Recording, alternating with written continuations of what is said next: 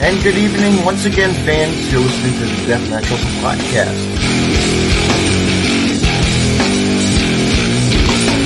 They're more than welcome to come on, too, anytime they want to come on. Oh, man, the girls pop good like. All right. It's a budget thing. Let's see what he's up to. Thank you, man, and thank you for giving me the time. Tune in right now. And good evening, everyone. You're listening to another Deathmatch Wrestling Podcast. Oh, let me get my nice little banner up here. Come on. Why is it not showing? It's not showing. But anyway, still there? Shit. I hate this technology. There we go. Bingo! Looks cool, man. That's dope. Well, good evening, everyone. And my guest at this time is Indy Deathmatch Wrestler One Man Crew. How are you? Good, man. If this little son of a gun will stop tearing my stuff up. Oh no.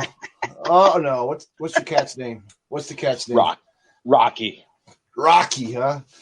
Oh, yeah. Rocky. I'm not a big fan. No. You know, my cousins have cats, and I'm not a fan of cats at all.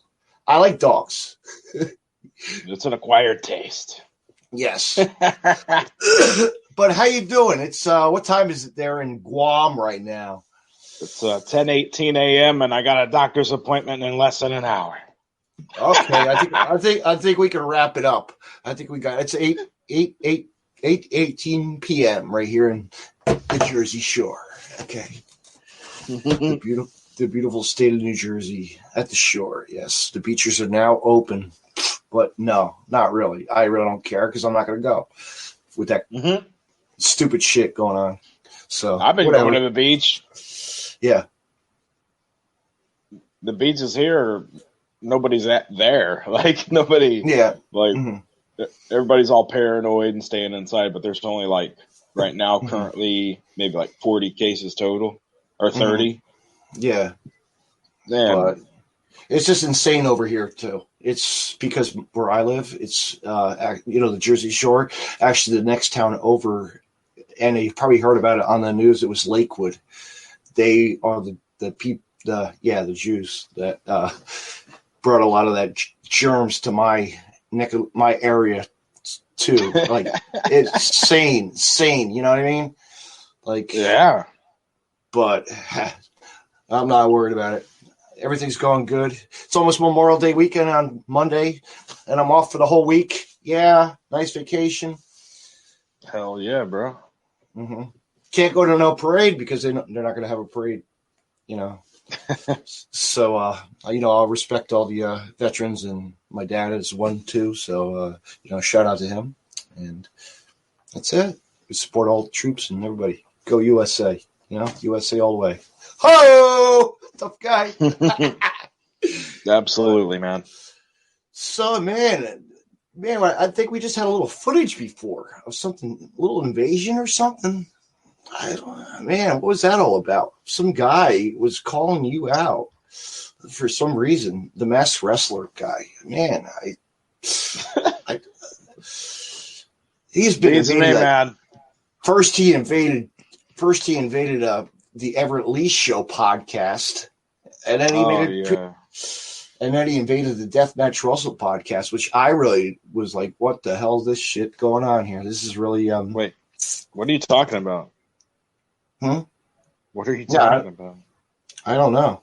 Something I don't know about. Some masked wrestler was talking about you and the One Man Crew, and oh Christ, that guy. Yeah. What did he send you a video or something?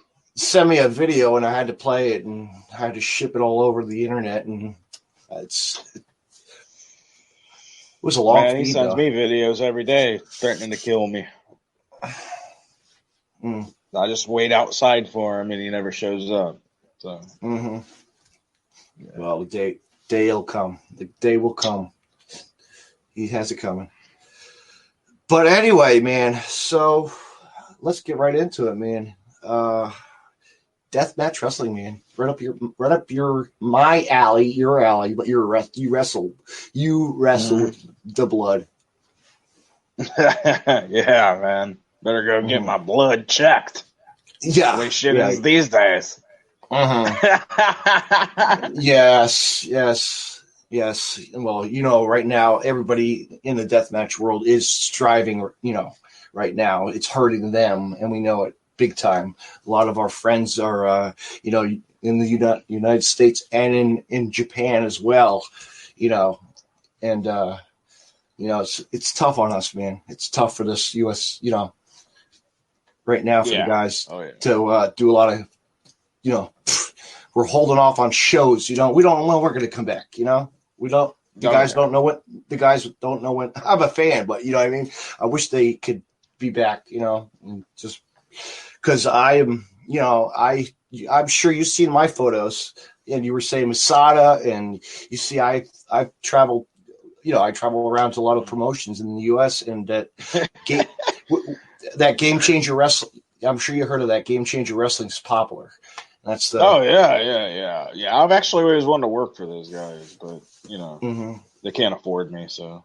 Yeah. No, I'm just kidding. That's like back in the day, right? Well, maybe back in the day it would have been awesomer, but. Yeah, maybe when I was in my peak of popularity in 2012 and 2013.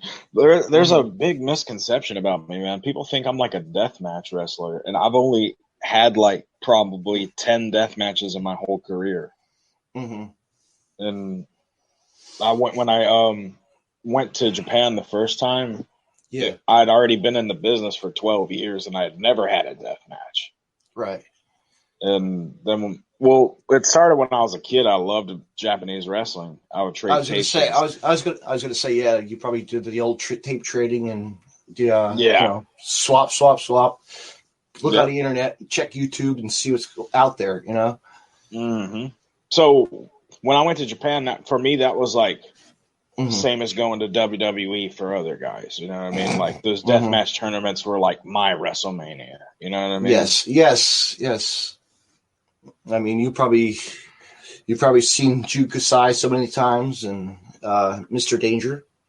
Yeah, it's funny. He's actually scared of me, Jun Kasai. No shit. He thinks I'm crazy for real. The dude that jumps off fucking balconies, his body looks like some Freddy Krueger shit, is scared of me. Yeah, or the other guy. Somebody who likes him. Yeah.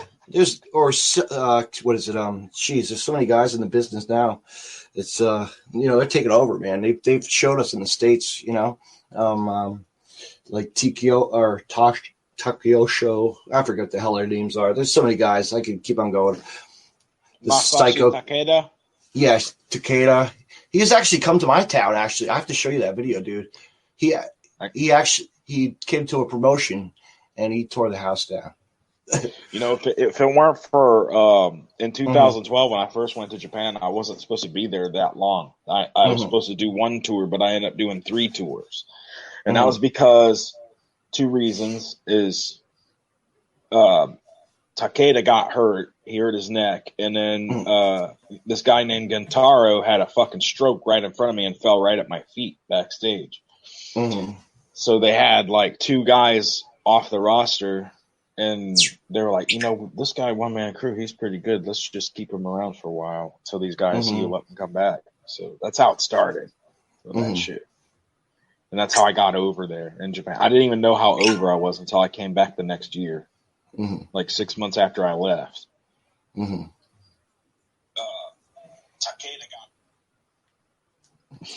got starting a watch party.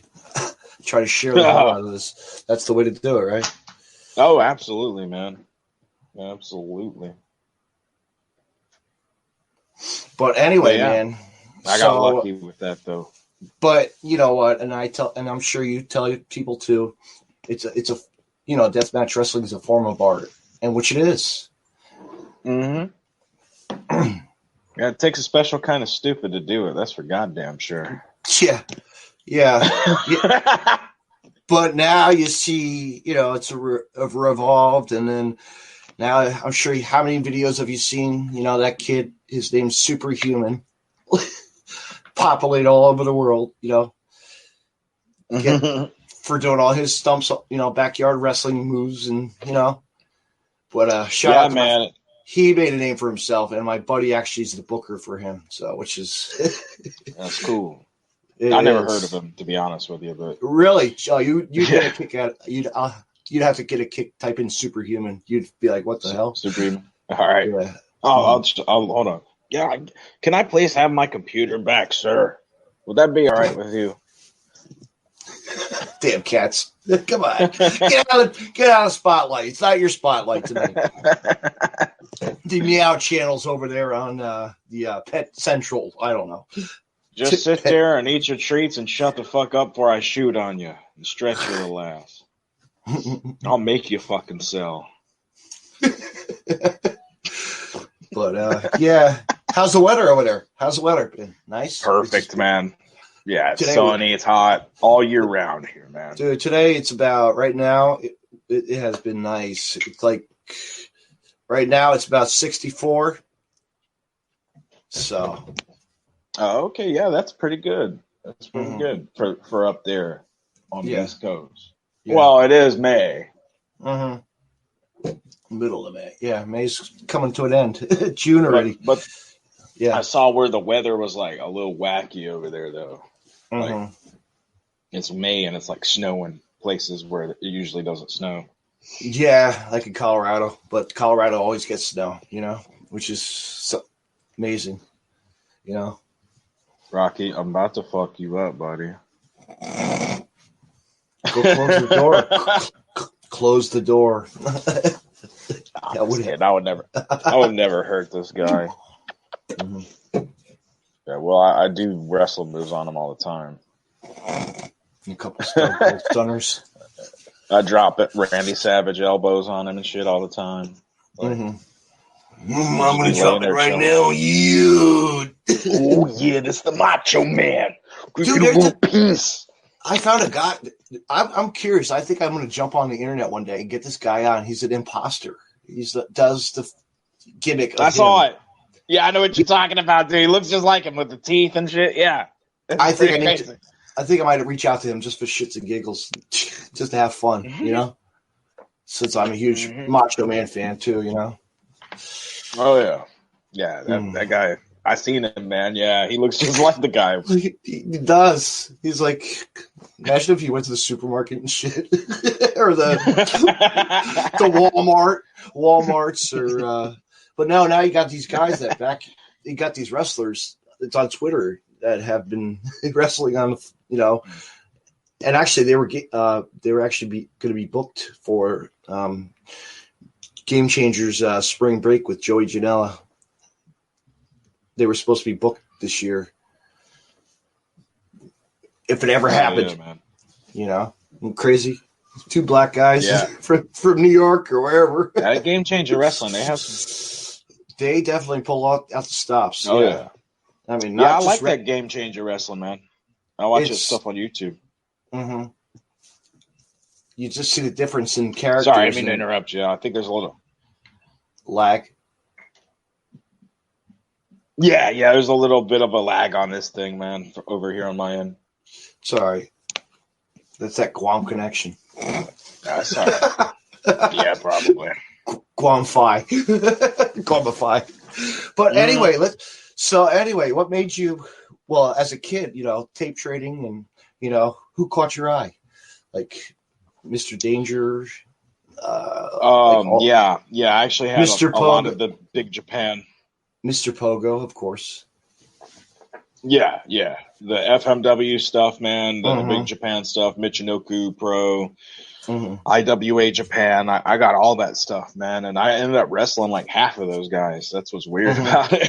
Right. Even though it was like almost 20 years later from when I was watching that, I'm still wrestling all these old school Japanese hardcore wrestlers and working. If I didn't wrestle them, I worked for them. Right. Yeah, it's like, it's like the guy, the legend, Madman Pondo, he's been to Japan. Homeless Jimmy, he's been to Japan.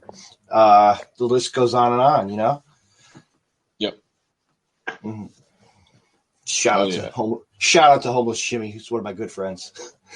Awesome. Yeah, Yeah, I never met that guy, but I know his work. I never forget. XPW. Actually, I like telling the story how he crashed on my couch on one Game Changer show. A whole bunch of the guys came over to my house, and he was on my couch hanging out, enjoying the sun in my pool. That's pretty cool. It is. It is. Then I told my neighbor right down across the street, hey, want to say hi to a wrestler? Hell yeah, man. Got his picture with him. Then he had to head out and go back to his catch the plane, back to Cali. Back to Cali he goes. Hell yeah, bro. They got a couple promotions out there. It's blood, blah, blah, blah. Uh-oh. Fans, stay tuned. What happened here? Uh-oh. What did he do? What'd you do? Stay tuned. He's coming back.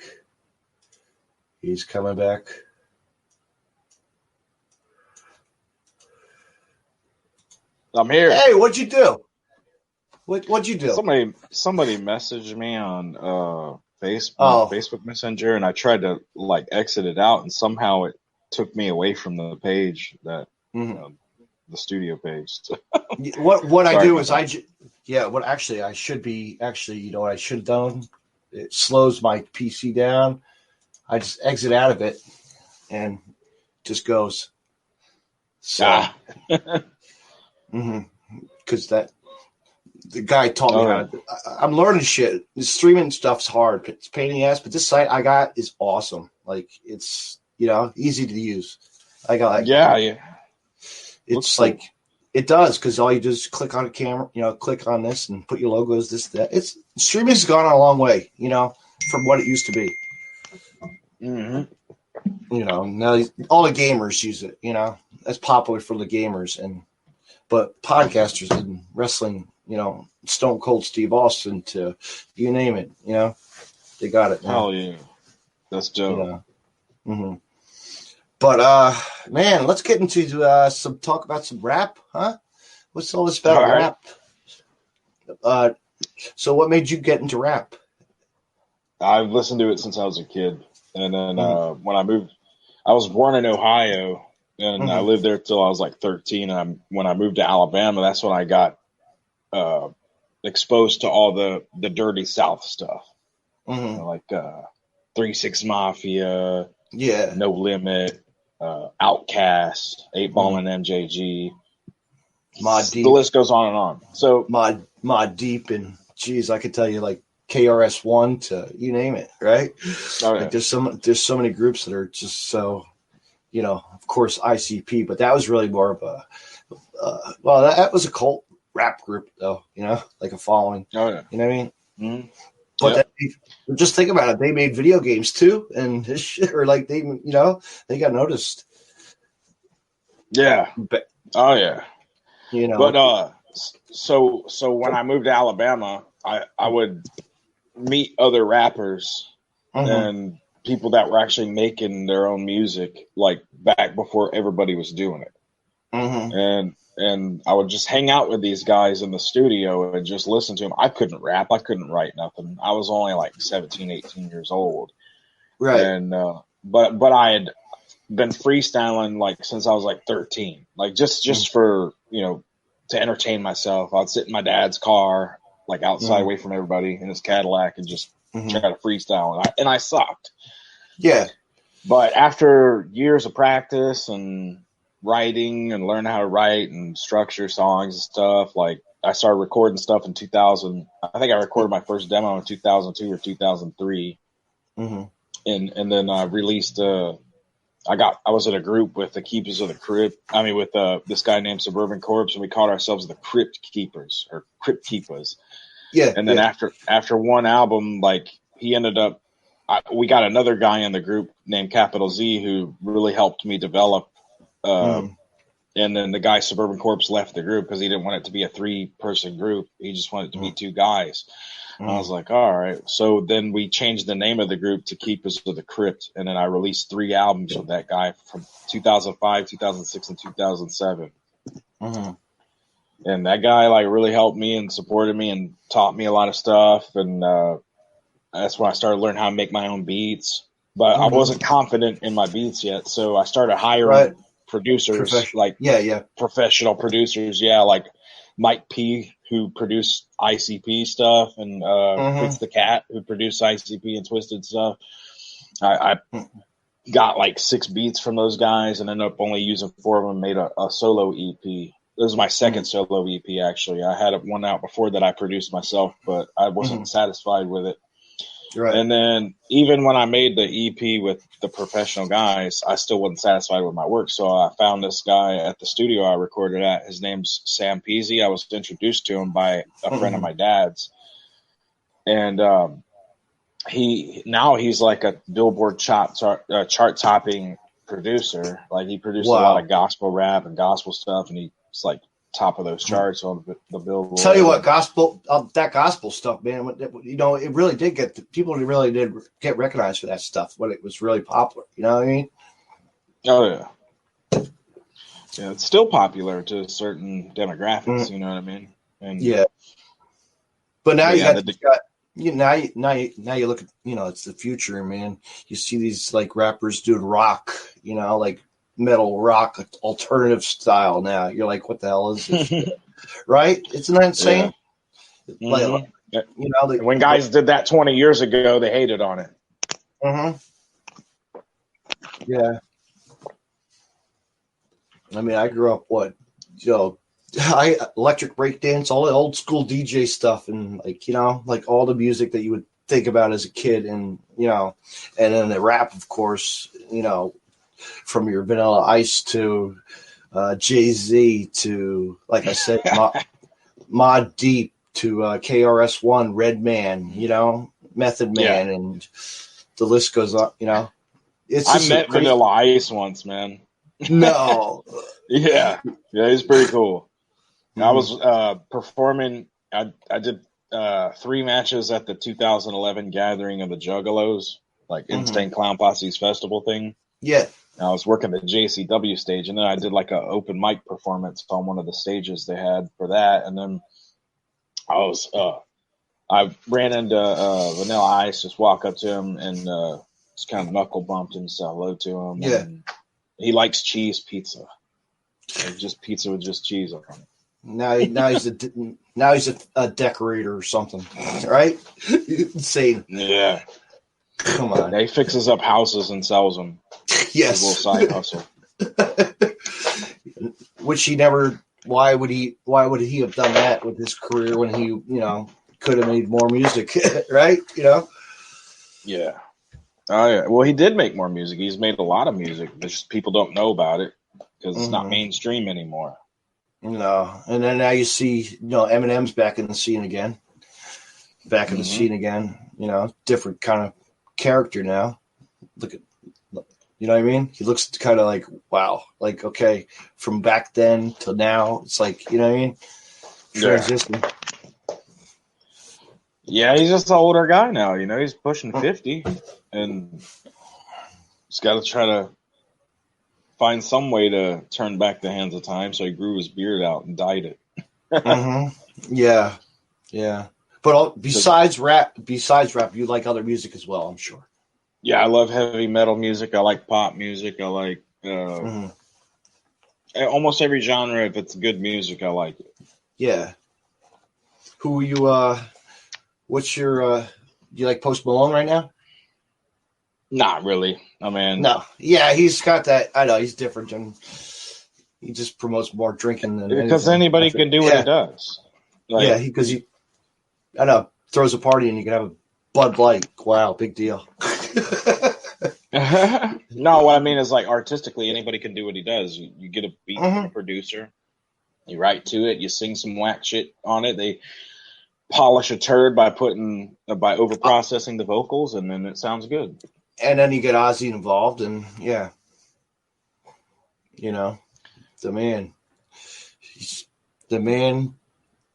Not trying to be I'm not trying to be a hater, you know. I'm glad the guy's successful. I'm happy for him and everything, you know what I mean? Oh yeah. But at least he got to do something with Ozzy before he, you know what I mean? Ozzy's not doing so good now. We know that. So, you know what I mean? Yeah. Well, that's what they do to try to get those guys over. They always have them like rub elbows with some legend, you know, kind of like how they did with Eminem and the Rocket Man guy. What's that guy's name? Elton John. Elton John, yeah. Rocket Man. Sorry, cut me out. Cut that's songs. how they usually get younger talent over that way. By it's just like wrestling, you know. They book you performing with some, you know, already established act and. Or do a music video with them or something, you know. I have two stories I want to share about like musicians that I've come in contact. A musician and my dad has come into contact with a musician as well. One year, at my sister's house at New Year's for a party, this guy comes in, and we didn't know who he was. It was C.C. DeVille, the drummer of Poison. Sweet. The guitarist, excuse me. But so I was out in the kitchen, and my nieces, my nephews and his nieces and his son was there too. So I was like, all right, who has some big cherries? He's like, hey man, that's my song. No shit, really? Warrant? Cherry Pie? Holy shit. You know? Yeah. That's good stuff. I love that song, man. Yeah. So I was like, damn. You know, so he was so chill. He was just drinking Mountain Dew and just chilling, you know, not heavy drinking like he's known for. Mm-hmm. But then go ahead. Oh, I was gonna say, I actually went to a lot of concerts with my brother, like heavy metal. Heavy metal concerts. He's a big heavy metal mark, and like he likes this one musician named Jimmy Bower. He's a big fan of him because he's like in 6 different bands, or he was at some point in 6 different bands, like Down and Crowbar and I Hate God and all that stuff.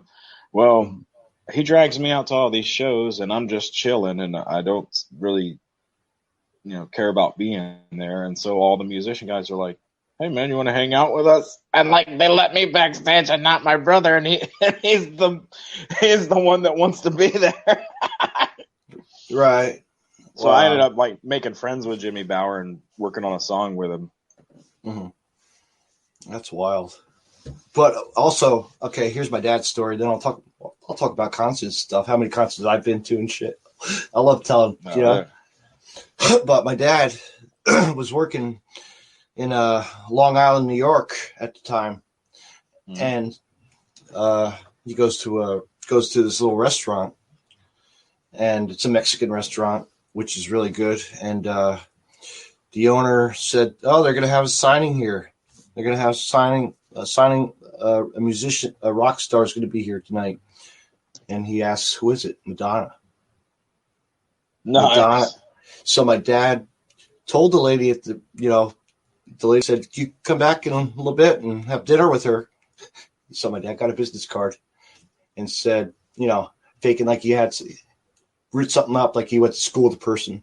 And he crashed and he hung out with her, had dinner and just hung out with Madonna. Nice. Yeah. Pretty, and then which was funny. Well, which was weird is because the next week was it was posted on the New York Times that she just signed a big major contract, you know, for an album. Hell yeah! It was that long ago. I guess so. I'll take a picture of the plaque one day. It's my dad. All right. My dad has the news article and the autographed business card with her name on it, which is cool because, you know what? As he was leaving, she said, "Bye, Jack." You know, It's like cool, you know. But I wish you got a picture. That would have been more than words. But you can't, you know. Some people like the pictures, some people don't. Paparazzi, you know. Yeah. As I was saying, like concerts, man, like, you know, STP is one, you know, been my favorite for years, right? Growing up, listen to STP, Stone Temple Pilots. Oh, I actually went to a wrestling rock festival, and it was right before he died, like summer before he died. Yeah, I was like, holy shit. But then I go to another concert with my dad, and right up the street from us at a little baseball stadium. Game Changer Wrestling was there, and it was actually both Game Changer shows. But it was really cool. My dad's never seen like any big heavy metal groups before, like in his life, because he's an Elvis fan, and he grew up on the old stuff, Oh, yeah. And so it was piss raining out. We had a tent with the wrestling going on. I actually got footage of Nate Hatred. I was actually filming his match during the whole, show. And then my guy was like, "Hey, $40, man. Hey, I got tickets over here for $40 for this concert going on." It was Alice Cooper playing on the stage. Nice. So it was wild just to see the experience, of Alice Cooper, with all the props and all the, just amazing. Mm-hmm. It was a killer show. Man. So I bet it was. Yeah, and then I got to be. Then I'm the 1 year old. I've seen like John Mayer. Actually, no, I've seen him so many times. But this one time I went to this Live Earth concert, 2007, and it was like every artist you could think of, hip hop to like Black Eyed Peas were like popular at the time. Hell yeah. So it was crazy just to see also Pink Floyd, dude. I got to see like the guy Roger Waters play, like holy and they had a big, the blown up pig flying around the arena, which was cool. Hell yeah. I love Pink Floyd, man. I still listen to him all the time. Yeah, nothing wrong with him. And then I got to see like a band that oh shit. What the hell was the band? It was can't think of and I love them. Fuck. AFI. And that was the band that played CM Punk's first entrance theme. The first theme that when he was in Ring of Honor. Mm-hmm. So I was like, holy shit! I got to see somebody that, and they actually played the song. I'm like, fuck yeah! But then other concerts, actually, it was cool because Sting was there too, playing. Like sweet. I know, and just all the other rappers as well. Just so many people. But then my favorite moment was actually as a kid going to WrestleMania 5 and seeing Run DMC in the ring. You remember that when they performed in the ring? Oh yeah.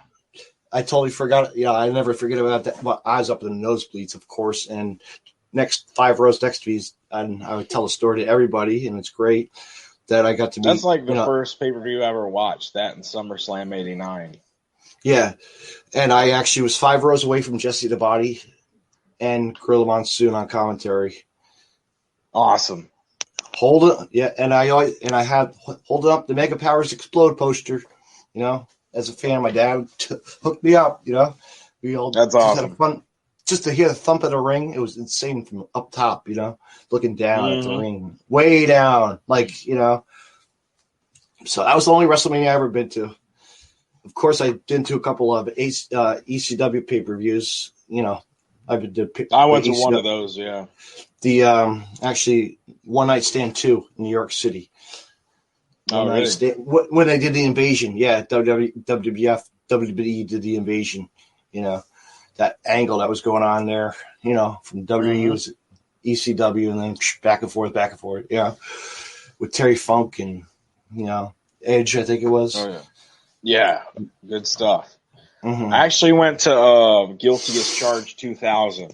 The Spike Dudley versus Mike Awesome in the main event. Oh, wow. That must have been stuff. I got to tell you a funny story about damn ECW, man. I went to 2 ECW shows. And I was like 17 when I went to both of them. And I was studying Japanese because I knew one day I was going to wrestle in Japan. And then when Tajiri came to the ring, the first show I went to, I shouted at him. I said, "Okama!" Means homosexual in Japanese. Oh no! Yeah, I said, "Okama!" And he looks. He's standing in the ring. He's looking. I'm in the front row. And he's looking right down at me. Spits right in my fucking eye.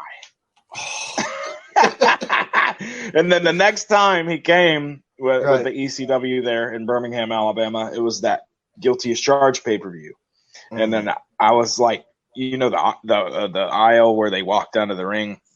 I was standing at the guardrail when he was walking down to the ring, and I said, "Okama!" to him again. The second show in a row. He just looked at me, and he tried not to break character because he remembered me from the time before. and then several years later, I was backstage. Like I'm talking like this, like only like 2 years ago, like 18 years after this stuff happened. I was backstage at an All Japan Pro Wrestling show, and I met Tajiri back there, and I told him the story. Man. He said, yeah. He said, that's funny. I don't remember that. Be glad you didn't. No. Yeah, that's cool. Tajiri, man, he was a character. He had his run, really good run. He's still out there wrestling. He's still wrestling. He's never going to stop, you know? I think. But, like, how'd you, like, what made you get into ECW? Like, you know, like me, I really didn't know about it.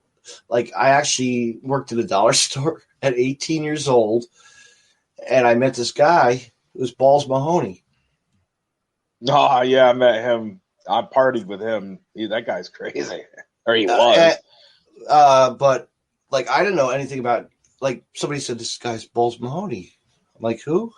He's at ECW. So I studied up on ECW. I really didn't know about ECW. I never went to the arena, you know, for any of the shows. But then I became good friends with him after, you know, and go see him at shows and, you know. I actually, when I met Balls Mahoney, it was at that gathering of the Juggalos, and I was backstage at the wrestler camp and stuff, and I ran into him several times, and he was like, he had some opium, and I look, he's like, I said, what's that, man? He goes, opium. I was like, oh yeah, I've never tried that, and he goes, yeah, and you never will. Yeah. We know his story. I could say some stuff, but I'm not going to say. You know, I've seen what he's done behind the curtains as a fan, and he's asked me, and I'm like, no, I don't. Sorry, don't have anything for you. No pills, no. You know, just to get. Yeah, I mean, we know he had bad back and whatnot. You know, he always had pains that would just never.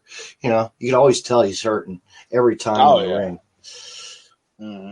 Yeah, I'm at that stage now, man. That's why I've taken a 2-year break from wrestling. I actually was supposed to go back to Japan this summer, but I don't know if that's going to happen because of the coronavirus stuff. Right. How we doing on time? What's don't you have an appointment soon? Or you went already? Yeah, I do. I got another like 5, 6, 7 minutes. I'm cool. Okay, we're good. We could always do another one. No problem. Yeah. Oh yeah. Because I know you get. I'd love to do another one. Because I know you'll be back with Everett eventually. Yeah. He's a great character. That guy's awesome. He's funny as fuck. He can make something, you know, make you laugh for hours and hours and hours. And you know, yeah, he's one of my great guys. I'm glad to be a part of his team with the podcast. You know, it's real cool. He's from Florida. I was watching the playback on the one where the masked wrestler took over the show. Dude, I couldn't stop laughing at that shit. I was laughing. I was at home. I was watching it when I was trying to talk to you while I was at work. I was on my break. I'm like, this stuff's great. Let's do this. Let's. And Everett's probably gonna laugh at this, you know, later at those, you know, that one that guy saying some shit, you know. I was trying to do it. That was a long video. I had to edit it, try to cut it down. I was like, holy shit. Did you like the news? Did you like how I did with the breaking news? Like, it perfectly fit in. I haven't seen it yet, man. Yeah. For those of you who are watching and don't know, I do this thing. It's kind of like some Andy Kaufman and Tony Clifton shit where I play two different people. I play the masked wrestler, and I play one-man crew, which is like an amped-up version of myself. And I sent him a promo. It was like 7 minutes long. Yeah. It went on way too long. Yeah, it did, but it was great. Once you watch it, you'll be like, wow, I did pretty good, you know? I like editing. Man. Yeah. I like editing. Anything cleaned up and edited sounds good, looks good. Mm-hmm. I mean, I'm sure you've done that to your videos many of times for your matches. You know, go back and edit and edit and edit. You know. So, before I didn't do it because I didn't know how to do it, but nowadays, like if I do anything, like a music video, I direct and edit my own music videos, and after I feel like I've already got it done, I wait until my brain's fresh and I go back and look at it again, and then I'll be like making more cuts in it and doing other shit to it, to where it's like people's attention span is so short nowadays, man. But it's gotta be like bright and catchy and like gotta move and to keep the brain engaged and to keep them interested. They have to have a lot of visual stimulation. Tell you what, I do it right here, all on my iPhone. I don't even bother touching my computer. I do it all from my phone, man. I could, technology, right? Oh yeah. I have the patience for it. I could like sit here and make a poster in 10 minutes or 20 minutes. Like just be patient and then drop a video like I did. One of my music videos, this guy from Kazakhstan, he edited a whole fucking video on his phone. I was like, how did you do that, dude? Yeah, with all the storage and space, it's like mine's up to like 2 gig or something. I gotta buy some more stuff. Gigs. But yeah, it's amazing. But man, let me say this: what kind of album is coming out? You working on some stuff? Yeah, man, I got I just dropped a new album recently, just a few months ago. It's called One Man Crew Legend of the Earth. I got Lil White featured on it, Bizarre from D12, Seed of Six, which is basically like the new 3-6 Mafia. And man, I actually got a copy of it right here. And I designed the cover, I made all the beats myself, I did everything all by myself, man. But the thing is, man, I feel like who the fuck am I to try to shove this down anybody's throat? Who am I to try to sell something to somebody in times like this? Who am I to try to get people to give a fuck about me and what I do? Yeah, like during the crisis situation. It's hard. It's hard, but you know what? You still have your fans and and your friends and people are still out there to, it's like wrestling. We try to, help promote what's going on, still try to sell their merch. Those guys are busting their ass just to, try to still make $1, Yeah, dude, I got 3 new wrestling DVDs out, like from my best matches in Japan and shit, dude. And like, sweet. I can't sell those to nobody. I got a lot of copies of my last album, the one I already sold like 20,000 copies of, sitting around, like can't make no money off it. Like it's wild, man. How time I know. It's like me. I have my like this little logo, Beer Cozy. Come on, it's hard to get out there, but I'm gonna hook you up. Don't you worry, my friend. Hell yeah. That was my newest venture. I went into buying lapel pins, and they're expensive. Those lapel pin, the lapel pins with like the colors and all, like all these CL wrestlers have nowadays. My friend just got actually, who had one? He just had a picture of it. Hayabusa. Matt Burns, aka Sick Nick Mondo.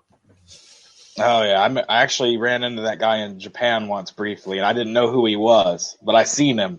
And somebody's like, "Sick Nick Mondo was here." I was like, "That was amazing. Sick Nick Mondo."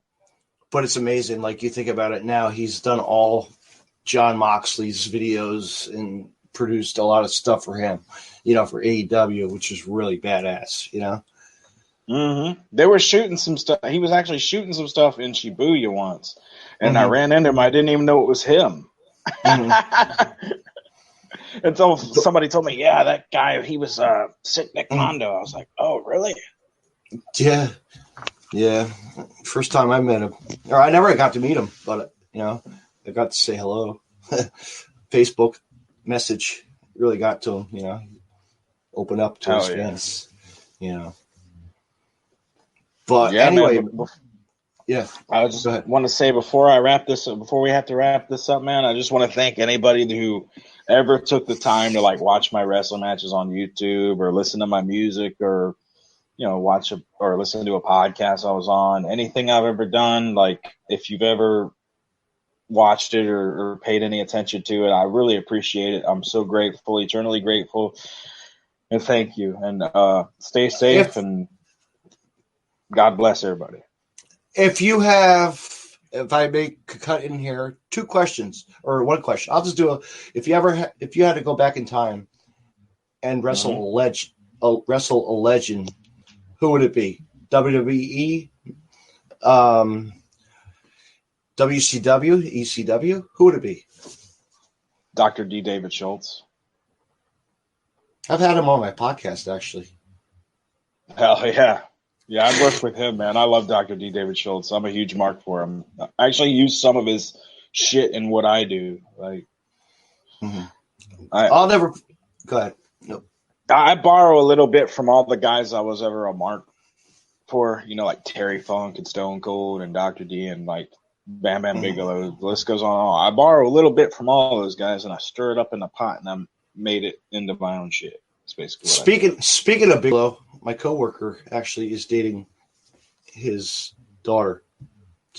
Oh, really? The Scott Bigelow, yes, the son. Yeah, and then see. That's awesome. He was my favorite, man. I love Bam Bam Bigelow. Cool, dude. When I first went to Japan, people were calling me Bigelow. The wrestling fans, when I'll be in the ring, they'd be like, Bigelow, Bigelow, Bigelow. No, like, no, thank you. I'm not popular. I'm not Bigelow. Yeah. No. And but after a couple months of them seeing me, they stopped calling me Bigelow, and just like out of respect, they called me by my name. But Dr. Death, Steve Williams. That's too funny. Well, the thing is, man, is a lot of my moves reminded them of Bam Bam Bigelow because I was doing moonsaults and acrobatic stuff like high spots, and so they see a fat dude with a bald head and tattoos doing moonsaults, they think about Bam Bam Bigelow. So that's why they called me Bigelow at first. Wow. Getting back to David Schultz, as a kid, I've mentioned this millions and millions of times to everybody. I could record to myself saying it over and over. There was a federation that came to my town. It was actually the NWF wrestling, the NWF when it was around. And I got to see him, and I got to see Bruiser Brody inside a steel cage with Chief Julius Strongbow. How wild is that? But really pissed me off. It was a school night. I was a kid. I left before Abdullah was in the ring. Oh man, yeah. I know Abdullah. I actually know him real well. Yeah. I was on his TV show a couple times when he had it in Atlanta. Oh really? Yeah. That's cool. I met with him before about trying to book him, but then I found out about the whole hepatitis C thing, and then I changed my mind about working with him. Because I was going to work with him, he was going to put me over. He was going to make me. Like, this was 10 years ago. It was before I ever went to Japan or anything. I told him my goals. I was like, I'm trying to get to Japan. I'm trying to do this. I have so many goals. And I said, if the Japanese see me beat you, then they'll book me. That's what I told him. And he was like, yeah, you're right. And he's like, this is what we'll do. I'll beat the shit out of you the whole match, and then you pick me up for the big body slam, and place will go ape shit. Right. He's like, you want me to do a job for you? It's going to cost you. I was like, how much? And he was like, and he told me, and I was like, God damn, dude. Well, I would have paid it, but then I found out about the whole thing with Hannibal and everything, and then I was like, man, fuck. That would have been awesome. I was going to say, are you enjoying these Dark Side of the Rings lately? Have you seen those? Man. Oh, yeah. Which one? Dr. D was good. I'm going to go back. I want to watch the Road Warriors. That's the next one I'm going to follow now. I've actually been a fan of Dr. D before people. Yeah. He has this resurgence now because of his book. But I was a mark for him way before that. And I discovered him on YouTube several years ago. And I was like, dude, this guy was Stone Cold, before there ever was a Stone Cold. I remember thinking that to myself. And then now everybody's saying the same. Everybody's saying that now. And it was very wild. But what did you like? Did you like? Of course, the New Jack one was really good. I enjoyed that. Oh yeah. Dude, New Jack's a really nice guy in real life, man. He actually really is. He called me up a couple times and helped me with my promos and coached me on my promos. He called me from a private number, so I couldn't call him back. But he called me. Yeah, right. Yeah, because he was on crack or something. Yeah. I don't know about that. I just know that he was a good dude to call me up and help me out like that. I got nothing but respect for New Jack. That's cool. Yeah, but it's cool to see Yeah, what's man. going on. It's go ahead. It's good to see what I'm sorry, dude. You know. I actually gotta go, man. I know you don't. Okay, well, you know what, fans? I want to say thank you so much to my guests tonight. Well, go ahead. Finish. I want to say thank you for coming on my podcast. One man crew, and we're gonna do this again. And we're gonna do this again when we have more time to just chill. How's that? We could shoot. That'd be awesome, man. Yeah, sorry for the whole dynamic of shit feeling rushed. It kind of fucks everything up, man. I apologize. No, we got it. Actually, perfect timing because I'm going to watch my friend's podcast for actually live TV show right now. So on Instagram, awesome. So sweet. He does this. Actually, it's called the Janela Zone, and he actually bringing this kid in from Georgia now as his little protege to the ring. It's kind of like he's watching him. He's a wrestler out of Georgia. His name's Nasty Leroy. So he's doing his thing.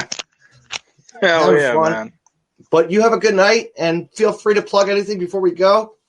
Your stuff. No, I don't want to plug nothing, man. Like, all right. It's just if I did that, it feels selfish, man. At this point, I know, like, really. But I'll plug it. I got the Twitter. I got everything. The handles right here. I'll close out the show, and you have a good night. And I'll talk to you soon. You too, bro. Thanks a lot, man. I appreciate it. Absolutely. Right, good night, bro. Good night. All right. Mm-hmm.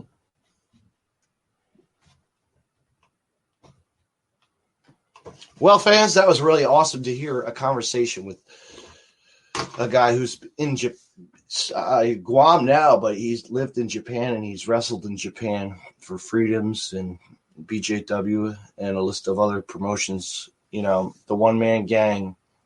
I mean, not the one-man gang. The one-man crew, KRU, has wrestled, and he's a rapper as well, fans. So, you know what? It was great to talk with him about his career and what he's doing with the music scene.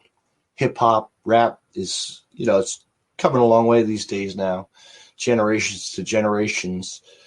And it was just a great, cool conversation to catch up and mix up the topics of wrestling and with wrestling with a rapper, also. So it's like two worlds of different cultures and sports and music and this and that. Fans, thank you for listening to the Deathmatch Russell podcast. Stay tuned because I'm going to be working on some podcasts. I've been just taking a little break here and there, and Deathmatch Russell podcast will be back and rolling. So fans, check out the Deathmatch Russell podcast. Have a good night, everyone, and happy Friday night. Let's get ready to enjoy the night. And fans, if you have nothing to do tonight, head over to Instagram and follow at Nasty Leroy, at official Nasty Leroy. And you can see what's going on Instagram with him and much, much more. And live feed going right now. I'm going to be joining them in the Janela Zone with Joey Janela. Hashtag Joey Janela Zone. The bad boy, Joey Janela. Good night, everyone.